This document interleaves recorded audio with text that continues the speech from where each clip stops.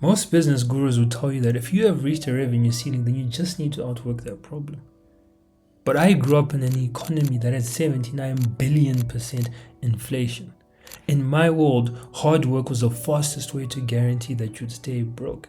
And in fact, some of the hardest working people I know make 1,000 times less than some of my clients. If you're stuck at, let's say, $10,000 a month and you're grinding 10, 12 hours a day just to stay level, you're not suffering from a lack of effort. You're suffering from a frequency misalignment, a misalignment on the causal realms of this reality. I grew up in an environment where the system was broken. And you may be feeling as if your system is broken. When you feel like this, the physical plane is the lowest leverage game that you can play. If you want to win by breaking all the rules, if you want to win effortlessly, you need to move into the causal realms. Those are the mental and spiritual plane. In this video, I'm going to break down why I say that action is useless. I'm also going to give you the frameworks that I give to my 7-figure clients so that they can get results that don't make sense. I'm also going to show you how your actions are actually holding your business back and how to shift to an internal state whereby your business reflects your true potential, not your current struggles. See, this isn't going to be manifestation fluff. It's not going to be woo, whatever you think it's going to be.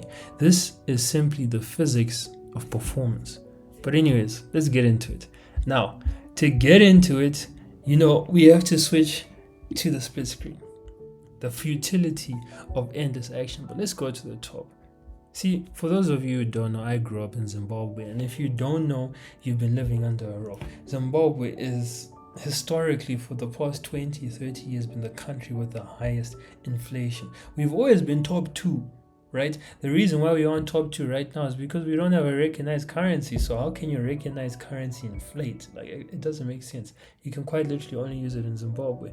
And to illustrate this, I'm sure that you've seen these famous photos here of $200 million Reserve Bank notes. See, these people here, they had wheelbarrows worth of money, and guess what they were going to buy? Bread. I remember this was the 2008 stock market crash, where my parents were buying bread for $1 billion. And I actually have old Zim dollars. They aren't even Zim dollars, they're RTGS, but you know what? Anyways, the point is I grew up in an environment where you couldn't rely on the economy, where everything was chaos, and where it highlighted the need to master metaphysics, the need to master reality creation, right? So, the first thing that I want to take or cover in this video is the futility of endless action. It's likely that you have grown up on social media. You're seeing people such as Alex Omozi, all these other guys, these Red guys who tell you that action. The way to get the life that you want is to take action. I'm here to tell you right now that we don't care. No, I'm joking.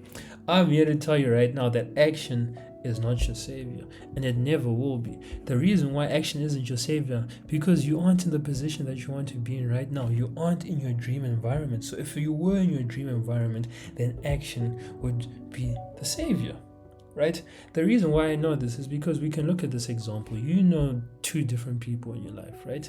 But anyways, the example is 2 people, same intelligence level, same skill level, same business, same location even. They could even be in the same block, but they get completely different results. Why? Because action is not the cause. See, if action truly was the cause, they'll get the exact same results. But we see this phenomenon in so many different areas of life, and it's actually the reason why I got great grades during high school and university without studying as much as everyone else. I'd beg to say that I probably studied 30% the amount of time as the average student, but the reason why I was able to get top of the mark or top marks was because I was aligned here, and I'm going to teach you exactly how to become aligned here so that your actions aren't useless. Because let me say this right now, action is useful, but only when you are aligned in the causal realms, which are the mental and spiritual plane. So to sum it up, the reason why I got great grades is because I didn't focus on action. I focused on up here. I focused on aligning in the mental and spiritual realm. Though this was unconscious, it is what I did. See, this is also the reason why I never went pro at cricket. And no, this isn't going to be one of those stories of, I tore my ACL when I was 18. But long story short, when I was playing cricket, teenager, from 13 to about 17, my coaches used to always tell me that, Takura, like, you are as good, if not better, than the best players in the country, the players who are destined to play professional cricket.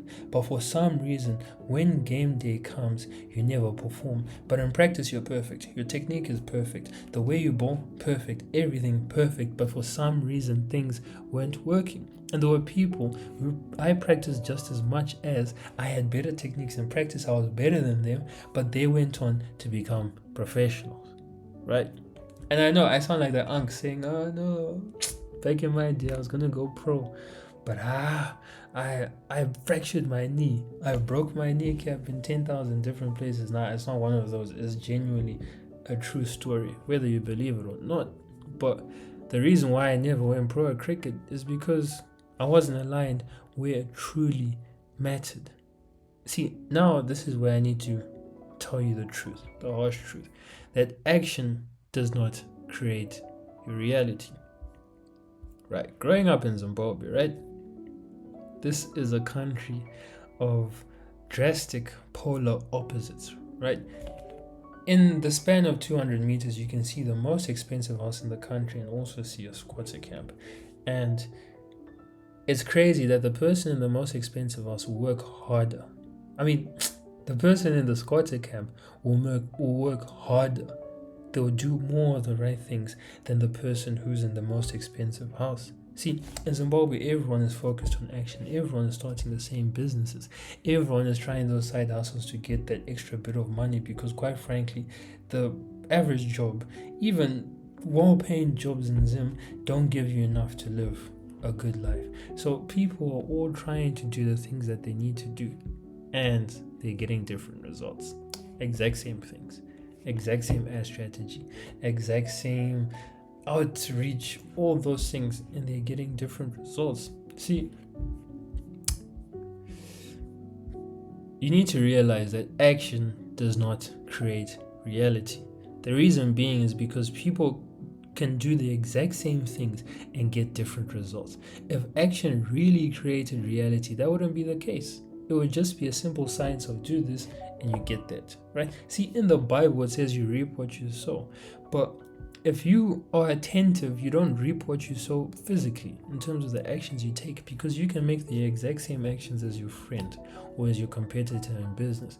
And for some reason, they just do better than you. And it leaves you feeling envious, like, what's wrong with me? And it even gets to the point where people in religious circles will say that, God is denying me of this. God won't deny you of anything. He's giving you dominion over the world. So if you truly want to do something, if you truly sow the right seeds, you're going to reap that. That is a universal law, right? We've been given free will, even if you think that God dictates everything that happens in your life. So now that you know that action is not the true cause of your reality, the true cause of your reality will be in this section. So to sum it up, the true cause of your reality can be explained through what neural knowledge calls the multi-dimensional sequence of events. I think he called it sequence of creation, but the point is, the multi-dimensional sequence of events is frequency leads to your intuition. Your intuition leads to mental nudges. Your mental nudges are essentially when you're like, I should do this. Like, it's vocalized thoughts that you don't consciously think, they just come to you. And those mental nudges lead to action, and the action leads to your reality. See, now people see action as a creator of the reality because action is the only thing that you can see on this physical plane. You can't see mental nudges, you can't see intuition, you can't see your frequency, which I like to call state of consciousness. I don't know, the word frequency is a bit of a, anyways, it's a personal thing. So people only see action and reality, right? They only see these things. And then they say that no, action leads to reality. But believing that action leads to reality, as you can see here, is just a poor understanding of the way that the universe works, the way that this world that God has created worked, right? So when you're looking at the multidimensional sequence of events and using it to explain what actually creates your reality, is that this point here, your frequency, your state of consciousness, that is the starting point of everything. That is what is going to dictate the reality that you're going to get. So essentially, this here is the biggest domino. Imagine a domino that is 35,000 times the size of your reality, right? So imagine this domino here is the biggest domino. Then they go in descending order. So this one's the biggest, then you get smaller, then smaller, then smaller, then obviously your reality is the end result. But in terms of how big the dominoes are, if this domino is a wrong domino, it doesn't matter what domino is here. This domino is still going to fall, but it's going to lead to the result of this big domino here for frequency. Right? So you will never be able to outrun your frequency. This is why you can do all the right things but still never get the results. See, the reason why people fail so often when it comes to their New Year's resolutions is because they try to change their actions and they think that their actions will lead to their reality changing. See, now what is the average chain of events when it comes to your New Year's resolutions? First of all, you set these New Year's resolutions. You get your journal. You're writing down, right? You're like, I want to lose 10 kgs this year. I want to go to the gym 6 times a week. I want to do 20 outreach efforts a day. And I want to make 10K a month. Now you're like, okay, so what do I need to do to achieve those things? Go to the gym 6 times a week. Do 3 hours of business deep work each day, right? So those are your goals or your physical actions that you've now implemented, right? And you will start off well. You will do those things. You'll go to the gym maybe 6 times the first week, and now the second week you start waning off. You go 5 times, then you go 4 times.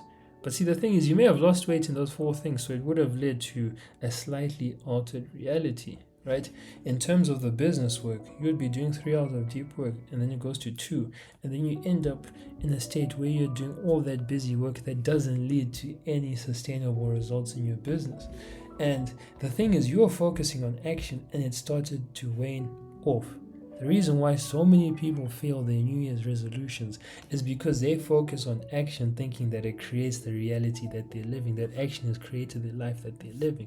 When action doesn't create anything, it's simply a midwife to the true cause, which is here, your frequency or state of consciousness. Now, if you wanted... No, let me not even get into that now because I'm jumping the gun. So, the true cause of everything, like I've said, is your frequency. Now, the reason why action is useless, and it won't be useless unless you change your frequency, is because you won't change your frequency here.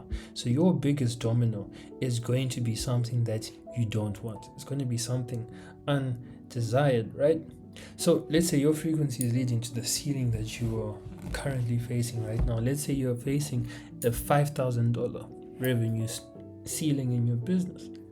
You will now take the actions that a $10,000 per month entrepreneur is telling you to take. They'll say increase your prices. They'll say do more outreach. They'll say produce more content. And now you're doing this, but you still have the main domino of something that is 5K a month. Right? You can change this. You may see short-lived results. You may see a slight spike. Oh, I make 6K. And then for some reason, you make 5K, then 5K, then 5K, then 3K, then 5K. The reason being is because you have taken the actions of someone who's making $10,000 a month, but you have not adopted the frequency of someone who's making $10,000 a month. And because you will never be able to outrun your state of consciousness or your frequency, you are not going to be able to outrun it by taking the correct actions. So this is why we see that 2 people can take the exact same actions and get different results. This takes me back to this. Why I was good at school is because I genuinely believed that I could not fail. Yes, I failed a few times, but the end result was never a fail. I genuinely believed with all my might. I had conviction. I had the self-image, which self-image is like another synonym for frequency and state of consciousness. I had the self-image of a student that didn't have to do a lot of school to pass, and I had this from an early age. I've never believed in hard work when it comes for school, ever. Even when I needed to work hard, I didn't believe that I needed to work hard. And what that did over time is it created a reality where I did not have to work hard to get the grades that other people would have to pull 5 to 10 hour studying days for consistently. I would rock up a week before the exam. I'm like, right, let's do the past papers, and I come out there with an A star. It's also the reason why I never went pro at cricket. No, I didn't tear my ACL, but I didn't have the right frequency that matched someone who had the performance that I desired. So I still viewed myself as a struggling person. I viewed myself as a person who never lived up to his potential. And what ended up becoming my reality? The reality of never living up to my potential. Right. Another reason why Zimbabwe, a 79 billion% inflation, showed me that action is not the way, that action is in fact useless, is because there's nothing to rely on in Zimbabwe, right? In other countries, they'll say, take actions, you're going to get clients. Yeah, it's a scientific process. But in Zimbabwe, there was nothing to rely on. There was no currency. And if there was a currency 2 months from now, your $10 was going to be worth 2 cents. There was no strong economy. So you couldn't say, oh no, goods are coming in, exchange is good, trade is good. So even though our economy isn't good, we can make money. There was no strong job market. Well, there is no strong job market. People who have some of the most prestigious jobs in the country, like good jobs, not managerial jobs, but good jobs, can't even stay by themselves. They have to have roommates. They cannot afford to live by themselves and buy food and pay taxes. And there were no actions that you could take that would change this. See, these people here, they're working hard. They were hustling. They were hustling. It's not funny, but they were hustling. And still they got into a state where they were just starving. See, in Zimbabwe, it highlighted that in a place where there's nothing that you can rely on, there are no systems, there's no foundation, there are no predictable measures, that the only thing you can rely on is yourself. The key differentiator in Zimbabwe isn't the action. It's not the method. It's not the strategy. It's not the funnel, as you guys like to say, oh, adopt this funnel, you're guaranteed to make $10,000 a month. It's none of that. It's the person. It's the self. In Zimbabwe, you had to trust yourself, build true conviction, and only then were you able to win. And truthfully speaking, those are the only people that win. When I look at my clients, I have one client, 7-figure. He has a mine in Botswana, in fact. And he wants to sell it for, okay, let me not say, I don't think I can be disclosed to say, but trust me, 7-figure. In fact, he's an 8-figure entrepreneur, easily. And the only difference between him isn't the actions. It's not his work ethic, because I know people who work just as hard as him and are struggling to get by. I know people who do the right things that he does, outreach, try to build good relationships, but for some reason, things don't work. The key differentiator is the self. It's the person who is doing those things. And see, the person who's doing those things is not the same as the things that he's doing. And I know I may be speaking a bit too much, but with that being said, if you are a 6-figure entrepreneur and you believe that you have an income revenue ceiling that has been caused by a subconscious block, click the first link in the description and apply to work with me. So now you're thinking, okay, I know that action is not the true cause of the things that happen in real life or the things that happen in my life. How can I change it? And if you're paying attention, it's actually quite simple. This is by far the strongest domino that you can push, right? So the way to get into a point where your action actually matters and you actually live the life that you want to live is by altering this. So like the clever person you are, you're asking, okay, how do I alter this? Right? But before we get into that, I want you to know that the laws that I share with you, the ways in which I teach, they are based on universal laws. And these universal laws are immutable, meaning that they don't change for everyone. They're consistent. They cannot be bargained with. Similar universal laws are things like electricity and gravity. See, if you jumped off a 12-story building, scrap that. Let's make it a 100-story building. While you're falling, you can't be like, gravity, please do something for me. Like, I was so good, I was so amazing. Like, please just alleviate gravity for now. So that, like, no, you are going to splatter into the ground, and your parts are going to be splattered over a 50-meter radius, right? If you drop a baby off of the roof of a building, it is going to die. Why? Because you cannot bargain with these laws. You cannot have them operate in certain conditions in one situation and then with certain conditions in another situation. They are the same. See, an Acts says that God is no respecter of persons. God is impartial to all. Meaning that God doesn't change who he is just because you want him to change who he is. No, he is the same always, and he is the one who created these universal laws and everything that we see in front of us and everything that I'm sharing with you. So, these universal laws are immutable. Yes, that's true. However, if it works in Zimbabwe, I promise you, it'll work everywhere, because I promise you this place is a wild west in terms of economics. People don't even put their money in the bank. There's a difference between you not putting your money in the bank because you're like, fractional banking, these guys are just going to use my money. And if I want to get all my money out of the bank, say, withdraw 100,000, the bank will probably say, no. In Zimbabwe, your money is not safe. You can literally put $1,000 or let's say $100,000 in the bank, and you wake up tomorrow, it's not 100,000 Zim dollars. Like, they do that stuff all the time, and you can't do anything about it. You can't go to the courts and say, give me back my money. You can't do anything. You just have to take it like a good boy. So what I've learned is that the people who abide by these universal laws are the ones who win the most. And it's more evident in Zimbabwe.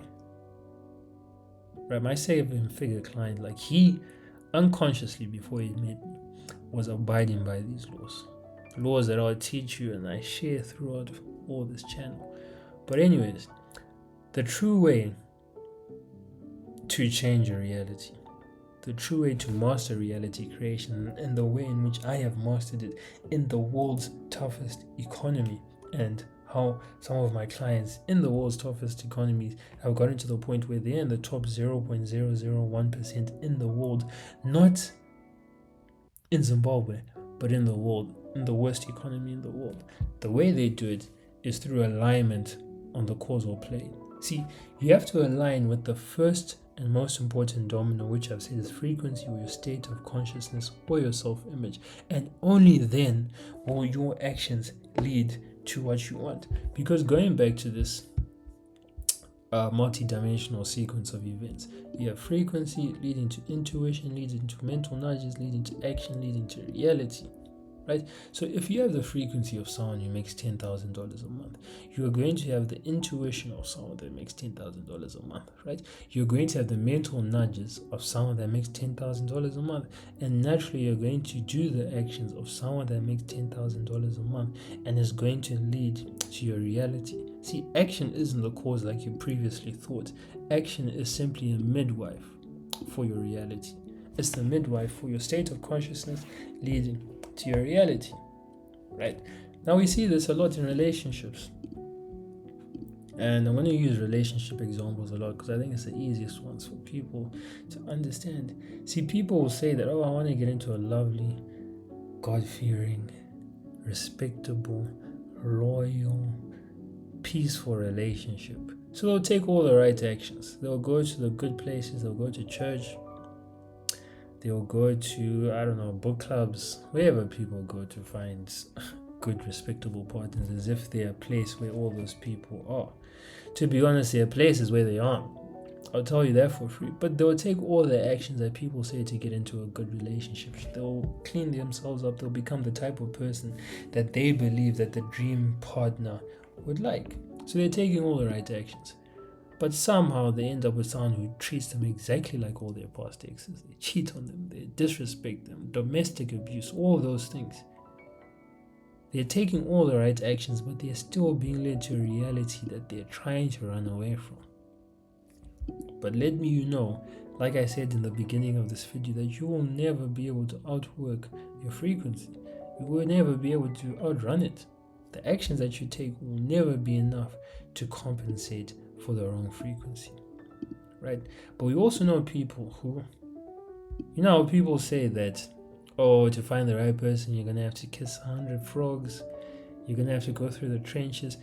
I'm sure you know a person who entered a relationship and they're still in it to this day. Maybe they broke up with one person, but their relationships don't involve the tomfooleries that people always talk about these days. They're peaceful, they're loving, they're respectful, they're kind, and they don't do the things that you think that you need to do. In fact, they might be the worst person you know. They might be the exact person that you know. This person is going to cheat on his girlfriend, but for some reason he always attracts the dream partner that they want. Why? Because their frequency matches the desired reality. They truly believe, they're truly aligned with the idea that they deserve someone that will treat them well. They deserve someone that will respect them. They deserve someone that will love them unconditionally, and that is what they get, whether they deserve it or not. See, especially in Zimbabwe, we have gotten ourselves into the pickle of believing that morality entitles us to good things in this life.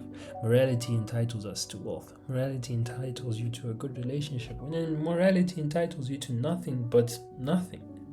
Morality is a human construct. Being moral ain't gonna close you a $10,000 deal. Being moral isn't going to guarantee that you get the best relationship. See, a lot of the people in the most toxic relationships are also the most moral, but they seem to be attracting people who are the exact opposite of them. The reason being is because they have a frequency that is in alignment with the tomfooleries. See, James Allen said that people are satisfied with themselves but unsatisfied with their lives. And that doesn't make sense, because your life and your reality are one, or rather, you and your life / your reality are one. The reason why you're experiencing your life is because of the way that you are. And to experience a new life, to experience a new reality, you have to change who you are. You can't be satisfied with yourself and unsatisfied with your reality. That doesn't make sense, because the two are one, right? In quantum physics, there's this theory called quantum entanglement, that when two particles are attached or connected to each other, regardless of how far they are, what is done to one will instantly be done to the other, right? And that is what is like, that is the same principle that happens in your life. The problem is you don't see the quantum entanglement occurring because you think that action is the most, or the physical plane is the most important realm, when it isn't. The most important realms are your mental and spiritual plane. And I'm going to show you exactly how to switch, or tell you exactly how to switch and align on the mental and spiritual plane. So, we've gone back to the multi-dimensional sequence of events. So the first thing that you need to do is alignment on the causal plane. You have to find what reality do you want and begin to align the frequency. Now you're asking, how do I align my frequency? I detail it in all my other videos, but the point for today, I'm going to do it briefly. The way you do it is to get into that state of consciousness. The way you get into that state of consciousness is to emotionally experience it. See, your frequency comes from your subconscious mind.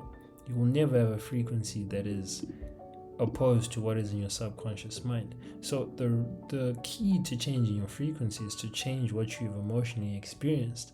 The reason why I say emotionally experienced is because emotion is the language of your subconscious mind. See, people say that you need to repeat things to program your subconscious mind. That repetition is the true language of the subconscious mind. But that isn't true. A lot of our subconscious limiting beliefs has come from one event.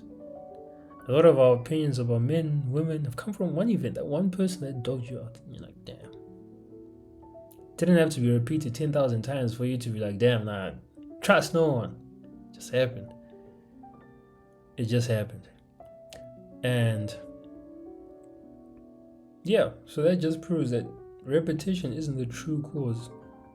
Why am I being cold? I'm being cold.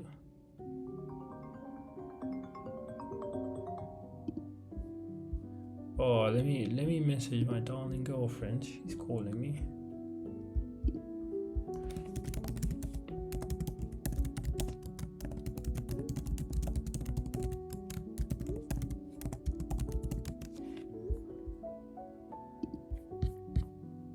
Anyways, back to the video. Just talking to my darling girlfriend. I forgot where I was. Oh yes, so emotion is the true language of your subconscious mind. So with enough fluff, because I don't want this video to be too long, the way that you emotionally experience something to the point where it alters your frequency is to experience it. But you may be thinking, okay, how the hell am I going to experience this thing that I've never experienced? Like, that doesn't make sense. Like, it's just going to take me round and round and round. The way you do it is to imagine it. The reason why this is effective is because your subconscious mind doesn't know the difference between a real and imagined experience. So, if you can create a visualization that is vivid enough that it invokes the same emotion that you would feel if it were actually happening, you're going to program your subconscious mind. Because why? It's programmed based off of emotion. Now, the way that I do this and the way that I tell my clients to do this is through the internal alchemy. So essentially what internal alchemy is, it's very common. I've just called it internal alchemy. So what you do is you, first of all, become crystal clear about the desired reality, right? If you aren't crystal clear about the desire that you want, you're going to get a foggy result. Your reality is going to be just as foggy as your vision is. So you need to be crystal clear about exactly what you want. So let's say for you it's breaking through that revenue ceiling. Let's say you're finally making $15,000 a month, 20, 100K, whatever it is. Now you know exactly what you want to break the revenue ceiling. Now you need to ask yourself, like, well, what is something that I would find extremely meaningful about breaking the ceiling? See, the problem that a lot of people run into when they're trying to reprogram their subconscious mind or go through visualizations is they trick themselves into thinking that they care about the money. See, our subconscious mind, our mind runs primarily on associations. What's most important to us isn't the object, but the thing that we have associated to it, right? So it's not that you are making $10,000 a month that's so important to you, but it's that people are going to admire you, you're going to feel proud of yourself, and your girlfriend is going to be like, oh, well done for making $10,000 a month. That's what you truly care about. So what you need to do is now focus on what you truly care about. And the third step is now create a short visualization of what you truly care about happening, which would imply that you've reached your material goal, which would be, let's say, breaking through the revenue ceiling. So for example, your girlfriend saying, I'm so proud of you that you've made $10,000 a month. Now, she ain't going to say that to you when you're making $1,000 a month. No, she's going to say it to you when you've made $10,000 a month. So for that to occur, for you to experience that, implies that you made $10,000 a month. Now, what that does is, if you do that vividly enough, if you immerse yourself in the experience, right, you are going to get to a point where you're going to feel the same emotions that you would feel if it were actually happening. Now, at that point, it has programmed your subconscious mind. Now, once it's programmed your subconscious mind, the first domino in the multi-dimensional sequence of events will shift. It will now be in your favor. Now, because it's in your favor, your intuition is going to be in your favor. Because your intuition is in your favor, your mental nudges are going to be in your favor. Because your mental nudges are in your favor, action will be in your favor. Now, because all of these are in your favor, reality will be in your favor. And that is exactly how I learned that action is useless. These are lessons from a 79 billion% inflation economy. But it's also the reason why I learned how you can master reality regardless of where you are. This video has taught you how you can master your reality regardless of where you are, and leverage this information to make more and to do it in a way that doesn't make sense for everyone else. Because truth be told, like, people who are making money in Zim, it doesn't make sense. Like, the economy is crazy, and I've become one of those people who don't make sense. But on this channel, we become people who make sense of things that don't make sense. But anyways, I hope you enjoyed this video. If you enjoyed this video, and if, like I said earlier, if you are a six-figure entrepreneur who knows that they have an internal subconscious block that is blocking their revenue, click the first link in the description to apply to work with me. But anyways, with all that being said, Go watch another video. Now I'm joking.